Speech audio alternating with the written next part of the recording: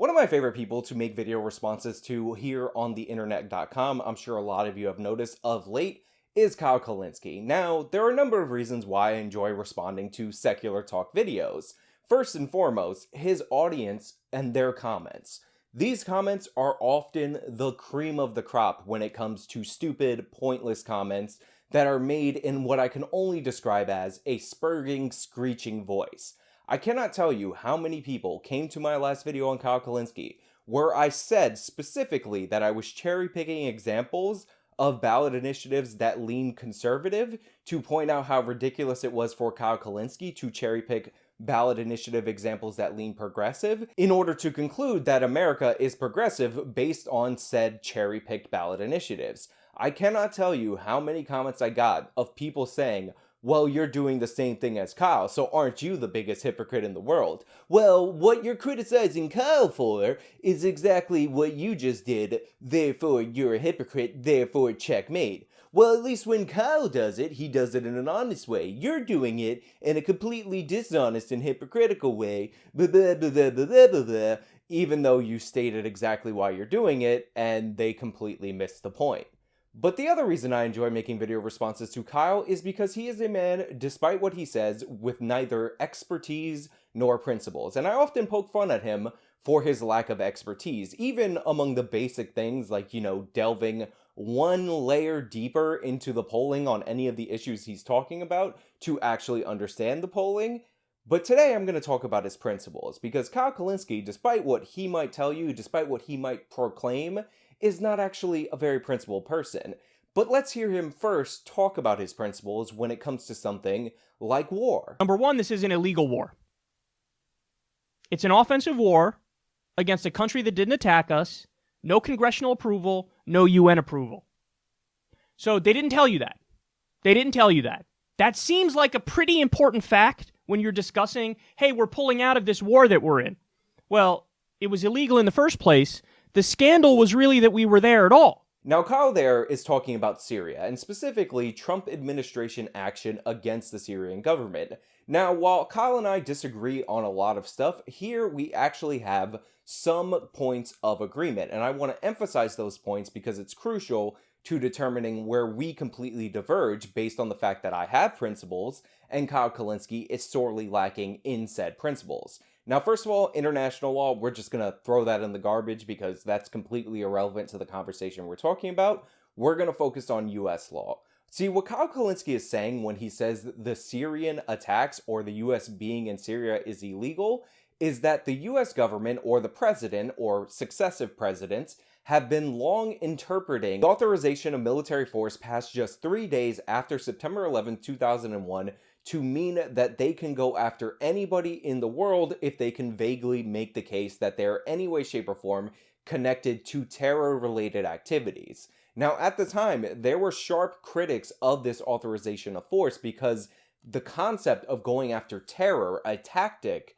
rather than a state or an individual specific group, was too broad even in the eyes of some of the people in Congress at the time. And those concerns expressed by very few people in Congress way back in 2001 have only proven true in the nearly 2 decades since this passage of authorization of military force.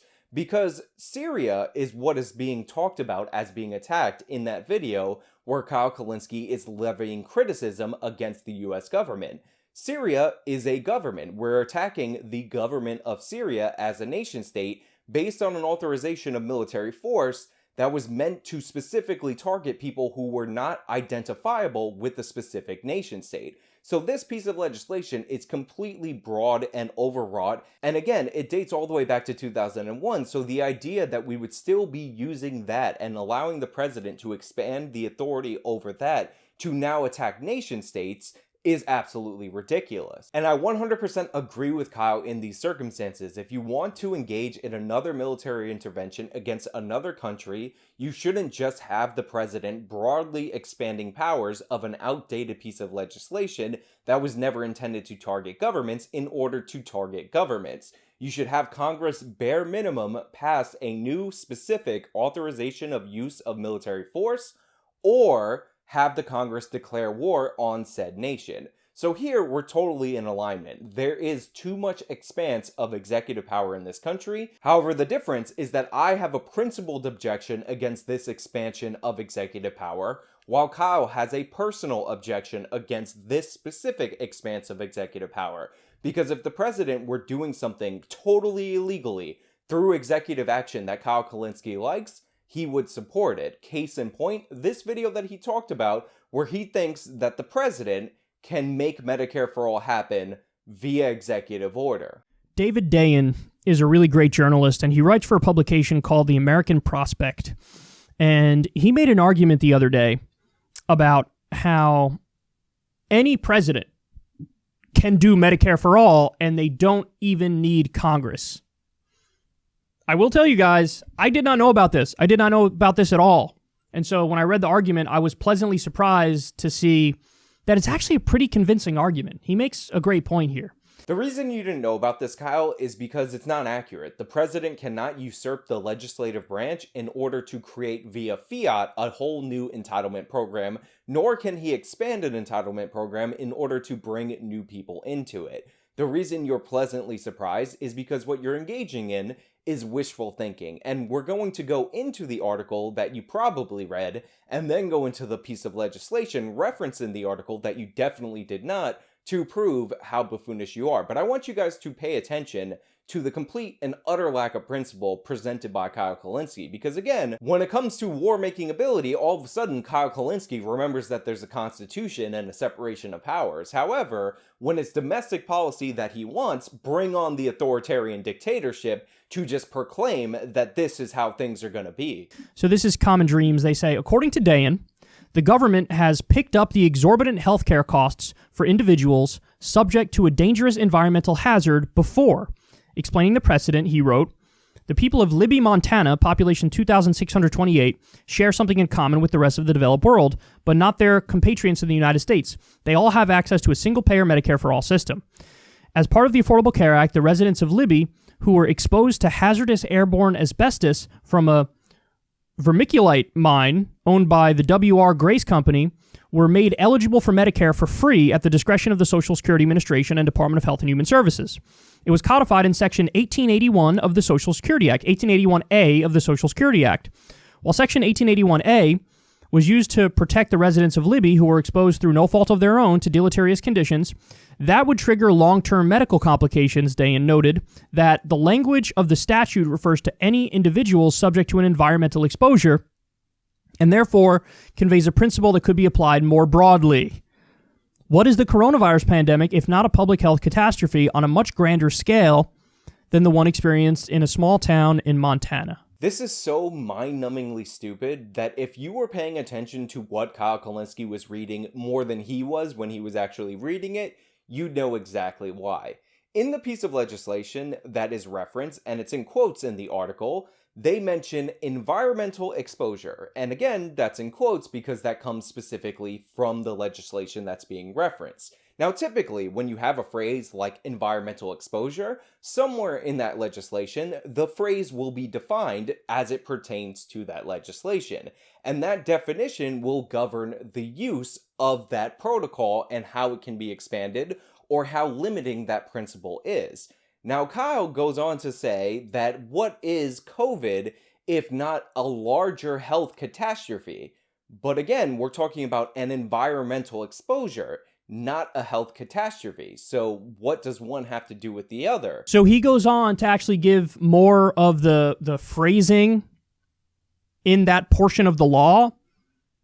And based on my layman's reading of it, yes, a reasonable interpretation of it is that whenever there's any sort of catastrophe, disaster, health emergency, you do have the ability to use this law and then expand it. Expand who it applies to. Now you might be thinking, Sean, you're being way too harsh on Kyle. He's just paraphrasing. However, I assure you that is not the case. His entire premise for his argument, and this article writer's premise for their argument, is based on the fact that they do not resort to the definition used in the legislation, and they start paraphrasing and expanding it, even though the legislation in question is pretty narrow. Listen to Kyle talk and expand the definition as he's completing a sentence. So he says you could start out by just saying everybody who has coronavirus. And then you could go to everybody who has it or had it. And then you could say, hey, listen, the entire United States of America, we have a pandemic. This is a national emergency. And using this law, if something is a national emergency, you can expand Medicare to cover everybody. No, Kyle, it is not a reasonable interpretation of this law to say that the president, in times of national emergency, can expand Medicare to affect people that are impacted by said emergency. Nowhere in this legislation does it say anything about a national emergency. It talks about environmental exposure, and then it lists numerous conditions, diagnoses, or qualifications to get you to be eligible to apply in order to be covered by this program. And I'm going to read a few of them to you so that you can understand why this is such an incredibly stupid leap by Kyle Kulinski and the author of this article. And I just want you guys to pay attention, look at what's on screen, listen to my voice, and tell me if you notice something, a bit of a pattern, I would call it, about what the qualifications in this legislation are actually related to, and why a broad expansion would be an insane expansion of executive authority. Now, as usual, the entire subsection in question will be linked in the description box of this video. Just hit show more, look under where it says sources, and it will be labeled. But let's get into this. And we'll start with conditions described, because this determines whether or not you're going to be eligible in the program. Asbestos, pleural thickening, or pleural plaques established by interpretation by a B reader, qualified physician of a plain chest x-ray, or interpretation of a computed tomographic radiograph of the chest by a qualified physician as determined by the secretary, or such other diagnostic standards as the secretary specifies, except that the clause shall not apply to pleural thickening or pleural plaques unless there are symptoms or conditions requiring medical treatment as a result of the diagnoses. I, mesothelioma or malignancies of the lung, colon, rectum, larynx, stomach, esophagus, pharynx, or ovary established by pathologic examination of biopsy tissue, cytology, or such other diagnostic standards as established by the secretary. 3, any other diagnosis which the Secretary, in consultation with the Commissioner of Social Security, determines is an asbestos-related medical condition as established by such diagnostic standards as the Secretary specifies. Now, the pattern you should have noticed there, if you were anybody except for, Kyle Kulinski, who claimed that he read this piece of law or this subsection of law and thought that it was broadly applicable to the American public in general, is that all the diagnostic criteria mentioned were asbestos related. In fact, even the case of the 2,800 people that got into Medicare by Kyle as his example, his study for how this can be applied more broadly, were exposed to asbestos. The people of Libby, Montana, population 2,628, share something in common with the rest of the developed world, but not their compatriots in the United States. They all have access to a single-payer Medicare for all system. As part of the Affordable Care Act, the residents of Libby who were exposed to hazardous airborne asbestos from a vermiculite mine. This is because this legislation is meant to specifically apply to asbestos exposure. Now, it says environmental exposure, and there are provisions for other kinds of environmental exposures, but those provisions require you to be exposed or near an exposure site that was declared an exposure site for 6 months consecutively in order for you to qualify. Having a pre-existing medical condition that is not an environmental toxin or being cured or whatever related to COVID is not the same thing as something like asbestos, which is what this legislation is supposed to apply to. Specifically asbestos, however, under certain circumstances, other toxins that are in the environment due to industry or somebody else making an error can also fit within this definition. Nowhere in here does it say anything about viruses or anything like that. Any attempt to expand this definition outside of the environmental exposure provision would be a gross expansion of law by the executive branch and would be wholly unconstitutional. Now, on top of the legislation specifically forbidding the exact type of thing Kyle Kulinski is arguing for with this piece of legislation, there's also the issue of funding. Because this was a small program, and always intended to be a small program, there's no real way to generate new revenue in order to support this program. The only thing that is able to fund this program is actually taking funds away from a federal hospital insurance program or from other recipients on Medicare. So unless you're under the impression that the federal hospital insurance fund has enough money to provide healthcare for the entirety of the United States population, you might want to pump the brakes on whether or not the president can just do this via executive fiat. Now, I'm sure it would get court challenges. Of course it would get court challenges. But here's the deal. If you do it, and then you make the Republicans take you to court, well, would you look at that? Now, everybody's on the record.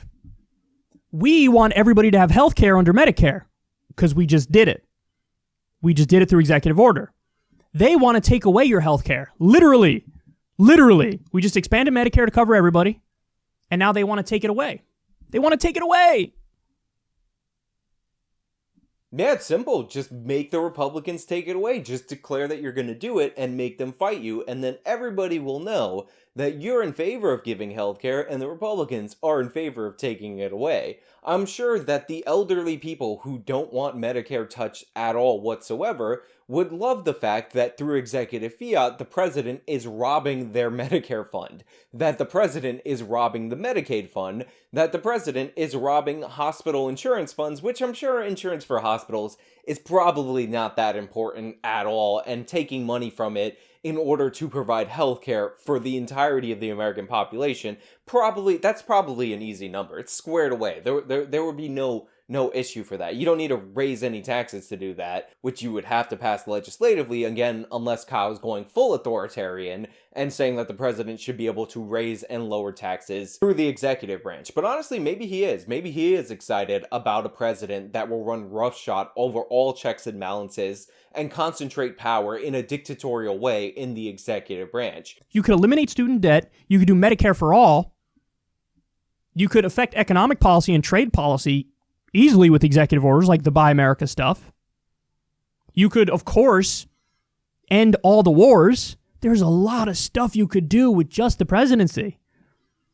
So, and this is the point from David Dane, is that if you have a team of lawyers who ideologically agree with you, you can find a legal rationale to do almost anything with just the executive branch. You can find a legal rationale to do almost anything with just the executive branch. You can find a legal rationale to do almost anything with just the executive branch. But hope that all you need is one good lefty to get elected president. And that lefty could do so much good, even with the rest of the federal government hating them, being biased against them, doing everything they can to stop them. You could do so much good with just the office of the presidency. So in a weird way, this should give you hope. Because it's not like, okay, once we get a lefty elected, well then the fight becomes they got to wrestle the House of Representatives and the Senate, and it's going to be so many hurdles to overcome. No, what we're learning is you actually could sort of bypass all that and then make them stop you. And that's the difference right there. I'm against the concentration of power in the executive branch. I'm against the erosion of our checks and balances, while Kyle is against what presidents have done with that expansion of power. He wants the power for himself and the authoritarians to serve his purposes. But those are just my thoughts. Let me know your thoughts down in the comments below. If you like this video, please show me by leaving a like. You can subscribe for more content. Follow me on all my social medias. You can support me via the support links. Till next time.